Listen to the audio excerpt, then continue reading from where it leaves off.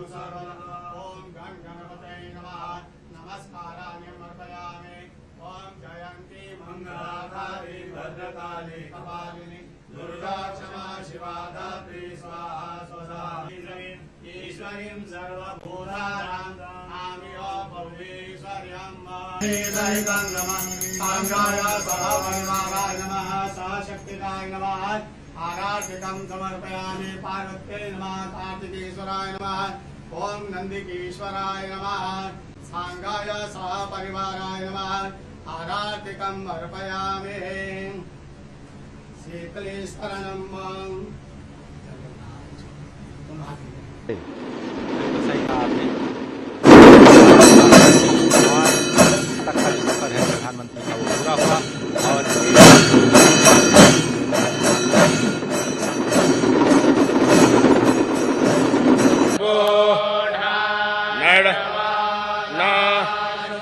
संभवाय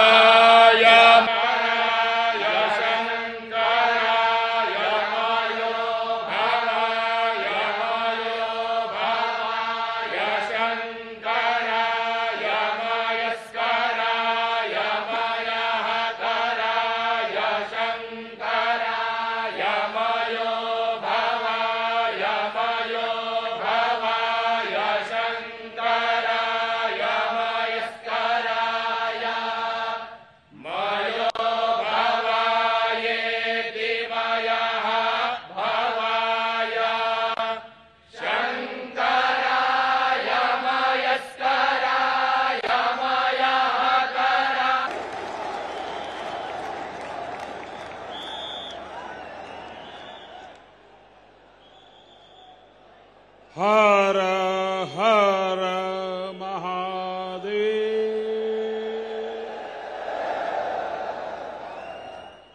जय श्री महाकाल। जय श्री महाकाल महाराज की जय। महाकाल महादेव, महाकाल महाप्रभु, महाकाल महारुद्र, महाकाल नमोस्तुते। उज्जैन की पवित्र पुण्य भूमि पर इस अविस्मरणीय कार्यक्रम में उपस्थित देश भर से आए सभी चरण वंद्य संतगण, सम्माननीय साधु सन्यासीगण, मध्य प्रदेश के राज्यपाल श्रीमान मंगूभाई पटेल, छत्तीसगढ़ की राज्यपाल बहन अनसुईया उइके जी, झारखंड के राज्यपाल श्रीमान रमेश बैस जी, मध्य प्रदेश के मुख्यमंत्री भाई शिवराज सिंह चौहान जी, केंद्रीय मंत्रिमंडल के मेरे सहयोगी, राज्य सरकार के मंत्रीगण, सांसदगण, विधायकगण, भगवान महाकाल के सभी कृपा पात्र श्रद्धालुगण, देवी और सज्जनों, जय महाकाल। उज्जैन की ये ऊर्जा, ये उत्साह, अवंतिका की ये आभा, ये अद्भुतता, ये आनंद, महाकाल की ये महिमा, ये महात्म्य, महाकाल लोक में लौकिक कुछ भी नहीं है। शंकर के सानिध्य में साधारण कुछ भी नहीं है। सब कुछ अलौकिक है, असाधारण है, अविस्मरणीय है, अविश्वसनीय है। मैं आज महसूस कर रहा हूं, हमारी तपस्या और आस्था से जब महाकाल प्रसन्न होते हैं तो उनके आशीर्वाद से ऐसे ही भव्य स्वरूप का निर्माण होता है। और महाकाल का आशीर्वाद जब मिलता है तो काल की रेखाएं मिट जाती है। समय की सीमाएं सिमट जाती है और अनंत के अवसर प्रस्फुटित हो जाते हैं। अंत से अनंत यात्रा आरंभ हो जाती है। महाकाल लोक की ये भव्यता भी समय की सीमाओं से परे आने वाली कई पीढ़ियों को अलौकिक दिव्यता के दर्शन कराएगी। भारत की सांस्कृतिक और आध्यात्मिक चेतना को ऊर्जा देगी। मैं इस अद्भुत अवसर पर राजाधिराज महाकाल के चरणों में शत शत नमन करता हूं। मैं आप सभी को देश और दुनिया में महाकाल के सभी भक्तों को हृदय से बहुत बहुत बधाई देता हूं। विशेष रूप से भाई शिवराज सिंह चौहान और उनकी सरकार, उनका मैं हृदय से अभिनंदन करता हूं, जो लगातार इतने समर्पण से इस सेवा यज्ञ में लगे हुए हैं। साथ ही मैं मंदिर ट्रस्ट से जुड़े सभी लोगों का, संतों और विद्वानों का भी आदरपूर्वक धन्यवाद करता हूं, जिनके सहयोग से इस प्रयास को सफल किया है। साथियों, महाकाल की नगरी उज्जैन के बारे में हमारे यहां कहा गया है, प्रलयो न बाधते, प्रलयो न बाधते तत्र महाकालपुरी, अर्थात महाकाल की नगरी प्रलय के प्रहार से भी मुक्त है। हजारों वर्ष पूर्व जब भारत का भौगोलिक स्वरूप आज से अलग रहा होगा, तब से ये माना जाता रहा है कि उज्जैन भारत के केंद्र में है। एक तरह से ज्योतिषीय गणनाओं में उज्जैन न केवल भारत का केंद्र रहा है, बल्कि ये भारत की आत्मा का भी केंद्र रहा है। ये वो नगर है जो हमारी पवित्र 7 पुरियों में से एक गिना जाता है। ये वो नगर है जहां स्वयं भगवान कृष्ण ने भी आकर शिक्षा ग्रहण की थी। उज्जैन ने महाराजा विक्रमादित्य का वो प्रताप देखा है, जिसने भारत के नए स्वर्ण काल की शुरुआत की थी। महाकाल की इस धरती से विक्रम संवत के रूप में भारतीय काल गणना का एक नया अध्याय शुरू हुआ था। उज्जैन के क्षण क्षण में, पल पल में इतिहास सिमटा हुआ है। कण कण में आध्यात्म समाया हुआ है और कोने कोने में ईश्वरीय ऊर्जा संचारित हो रही है। यहां काल चक्र का 84 कल्पों का प्रतिनिधित्व करते 84 शिवलिंग है। यहां 4 महावीर है, 6 विनायक है, 8 भैरव है, 8 मातृकाएं हैं, 9 ग्रह है, 10 विष्णु है, 11 रुद्र है, 12 आदित्य है, 24 देवियां है और 88 तीर्थ है, और इन सबके केंद्र में राजाधिराज कालाधिराज महाकाल विराजमान है। यानी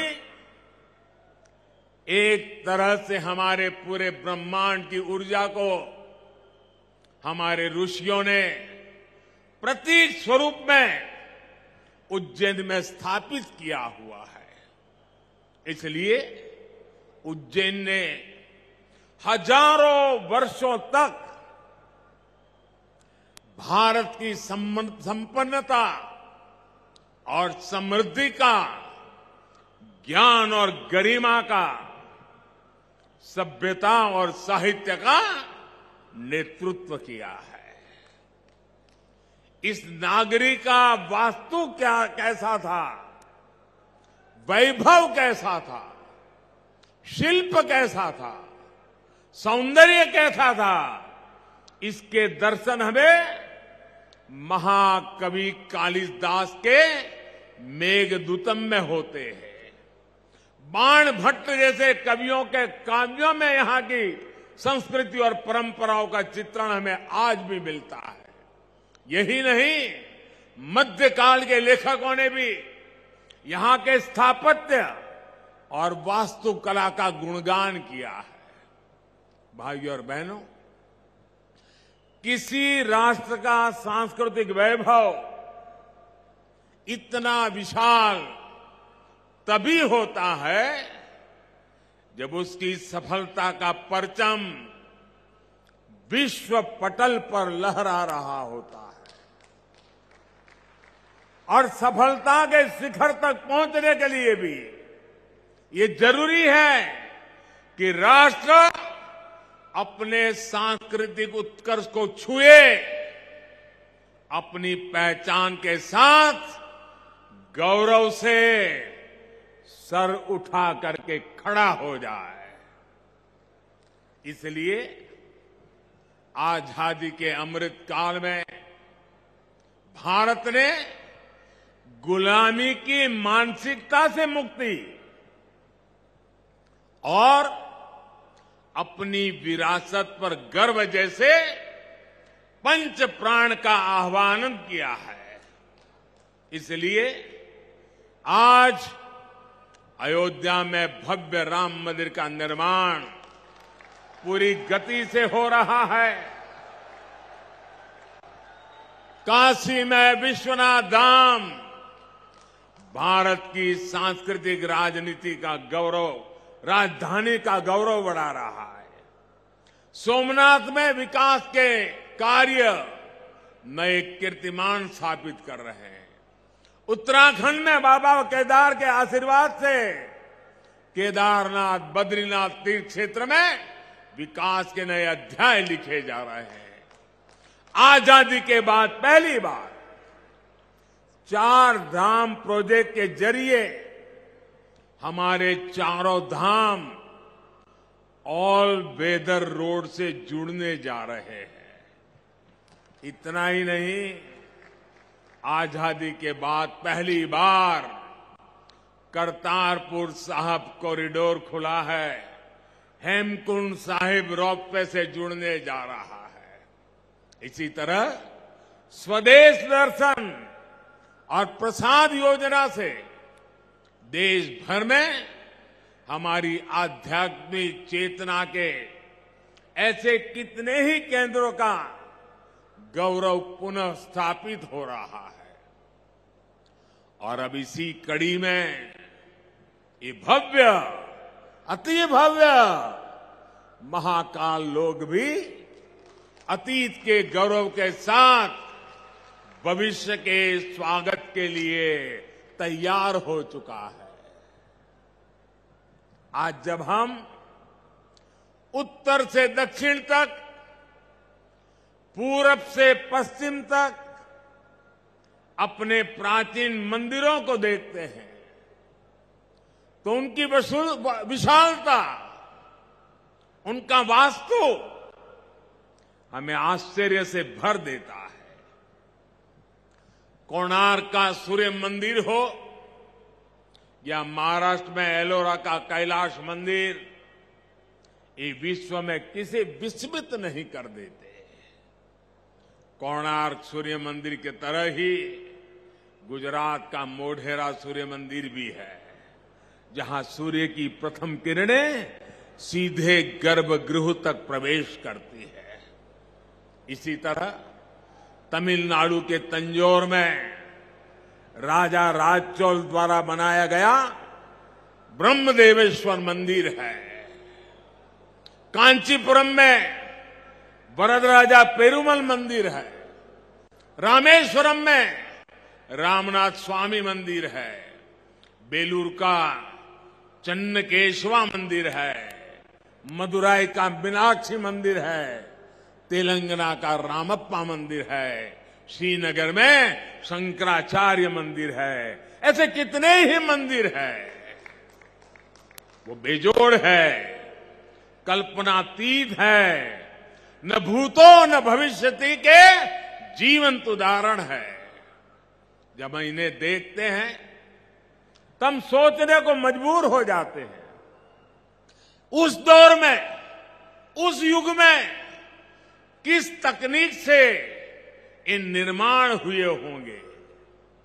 हमारे सारे प्रश्नों के उत्तर हमें भले ही न मिलते हो, लेकिन इन मंदिरों के आध्यात्मिक सांस्कृतिक संदेश हमें उतनी ही स्पष्टता से आज भी सुनाई देते हैं। जब पीढ़ियां इस विरासत को देखती हैं, उसके संदेशों को सुनती हैं, तो एक सभ्यता के रूप में ये हमारी निरंतरता और अमरता का जरिया बन जाता है। महाकाल लोक में ये परंपरा उतने ही प्रभावी ढंग से कला और शिल्प के द्वारा उकेरी गई है।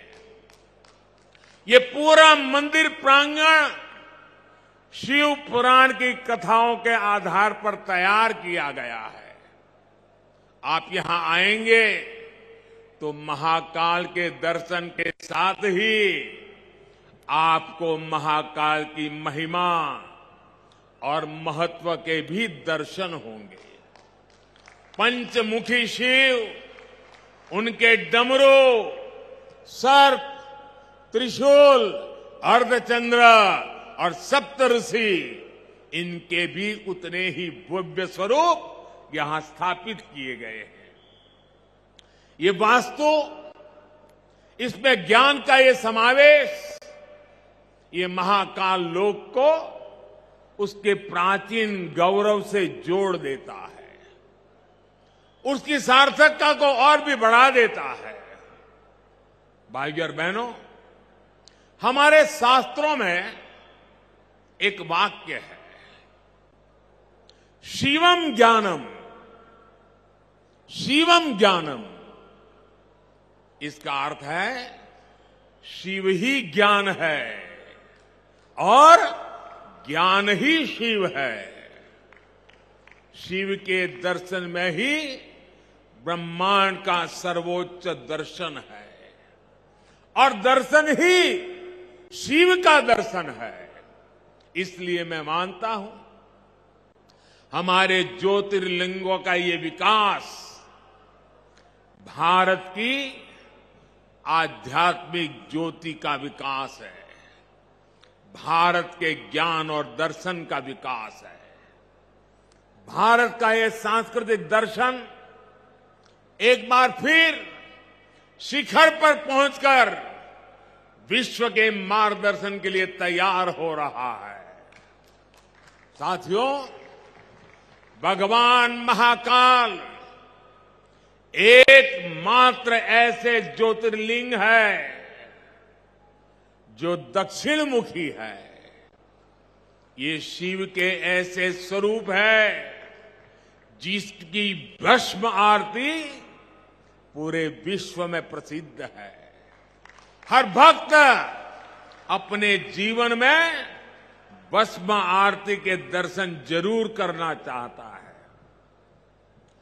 भस्म आरती का धार्मिक महत्व यहां उपस्थित आप सब संतगण ज्यादा गहराई से पता पाएंगे, लेकिन मैं इस परंपरा में हमें भारत की जीवटता और जीवंतता के दर्शन भी करता हूं। मैं इसमें भारत के अपराजेय अस्तित्व को भी देखता हूं, क्योंकि जो शिव सोयम भूति विभूषण,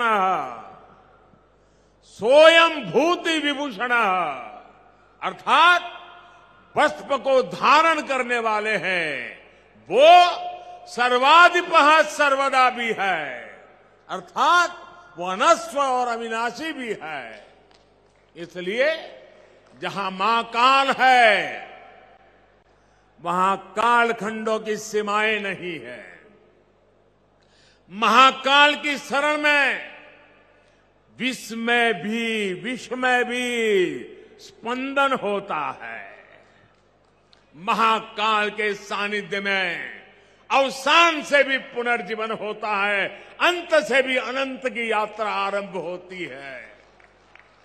यही हमारी सभ्यता का वो आध्यात्मिक आत्मविश्वास है जिसके सामर्थ्य से भारत हजारों वर्षों से अमर बना हुआ है, अजरा अमर बना हुआ है। अब तक हमारी आस्था के केंद्र जागृत है, भारत की चेतना जागृत है, भारत की आत्मा जागृत है। अतीत में हमने देखा है प्रयास हुए, परिस्थितियां पलटी, सत्ताएं बदली, भारत का शोषण भी हुआ, आजादी भी गई। इल्तुतमिश जैसे आक्रमणकारियों ने उज्जैन की ऊर्जा को भी नष्ट करने के प्रयास किए, लेकिन हमारे ऋषियों ने कहा है,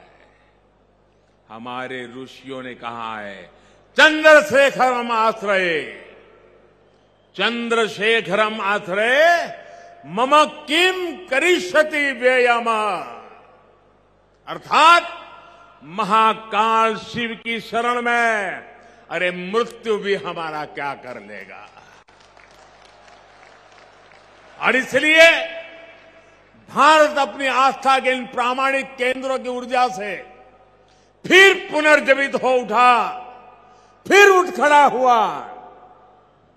हमने फिर अपने अमरत्व की वैसी ही विश्वव्यापी घोषणा कर दी। भारत ने फिर महाकाल के आशीष से काल के कपाल पर कालातीत अस्तित्व का शिलालेख लिख दिया। आज एक बार फिर आजादी के इस अमृत काल में अमर अवंतिका भारत के सांस्कृतिक अमरत्व की घोषणा कर रही है।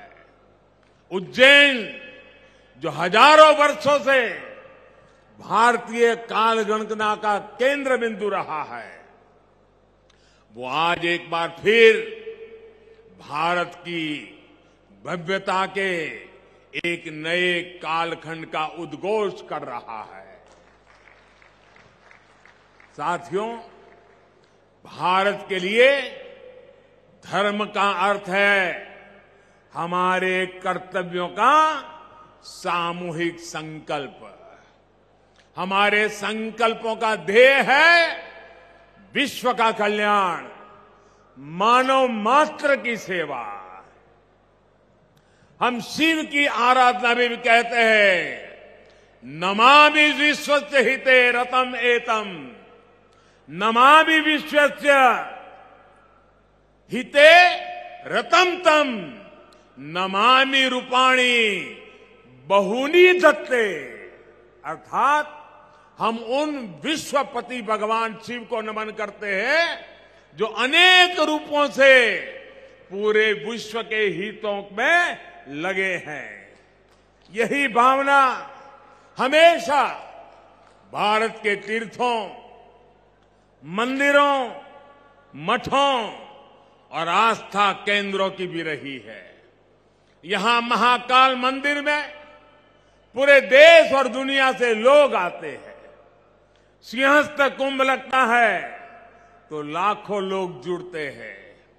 अनगिनत विविधताएं भी एक मंत्र, एक संकल्प लेकर एक साथ जुड़ सकती है। इससे बड़ा क्या उदाहरण क्या हो सकता है। और हम जानते हैं हजारों साल से हमारे कुंभ मेले की परंपरा बहुत ही सामूहिक मंथन के बाद जो अमृत निकलता है उसे संकल्प लेकर के 12 साल तक उसको क्रियान्वित करने की परंपरा रही थी। फिर 12 साल के बाद जब कुंभ होता था, फिर एक बार अमृत मंथन होता था, फिर संकल्प लिया जाता था, फिर 12 साल के लिए चल पड़ते हैं। पिछले यहां कुंभ के मेले में मुझे आने का सौभाग्य मिला था। महाकाल का बुलावा आया और ये बेटा आए बिना कैसे रह सकता है।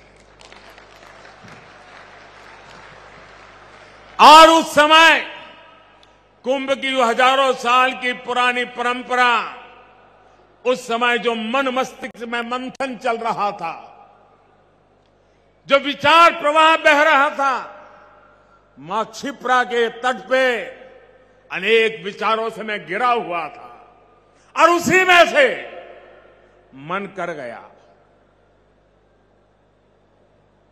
कुछ शब्द चल पड़े,